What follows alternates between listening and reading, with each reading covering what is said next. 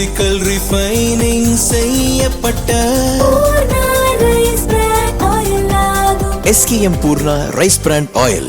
நாடு முழுவதிலும் கடந்த மே 3ஆம் தேதி நீட் தேர்வு நடைபெற்றது. 22 லட்சம் மாணவர்கள் தேர்வு எழுதினர். வினாத்தாள் லீக் ஆனதால் தேர்வு ரத்து செய்யப்பட்டது. வரும் 21ஆம் தேதி மறு தேர்வு நடைபெற உள்ளது.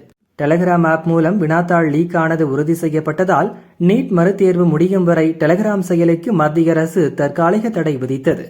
இதை எதிர்த்து டெல்லி ஹைகோர்ட்டில் டெலகிராம் நிறுவனம் வழக்கு தொடர்ந்துள்ளது. நீதிபதி தேஜஸ் காரியா அமர்வில் தாக்கல் செய்த மனுவில் அரசின் தடையால் 15 கோடி பயனர்கள் பாதிக்கப்பட்டுள்ளனர். இதனை அவசர வழக்காக விசாரிக்க வேண்டும் என கோரிக்கை விடுக்கப்பட்டது. அதை கோர்ட்டும் ஏற்றுக்கொண்டுள்ளது. மத்திய அரசின் இந்த முடிவுக்கு பல தரப்பிலிருந்தும் ஆதரவும் எதிர்ப்பும் கிளம்பியுள்ளது. காங்கிரஸ் MP கார்த்தி உண்மையிலேயே வினாத்தாள் கசிவை தடுக்க டெலகிராம் செயலியை முடக்குவதுதான் மாஸ்டர் ஸ்ட்ரோக்கா என்று தேர்வு முகமைக்கு கேள்வி எழுப்பியிருந்தார். அந்த பதிவுக்கு டெலகிராமின் அதிகாரப்பூர்வ X கணக்கிலிருந்து மத்திய அரசை விமர்சிக்கும் விதமாக கமெண்ட் பதிவிடப்பட்டது.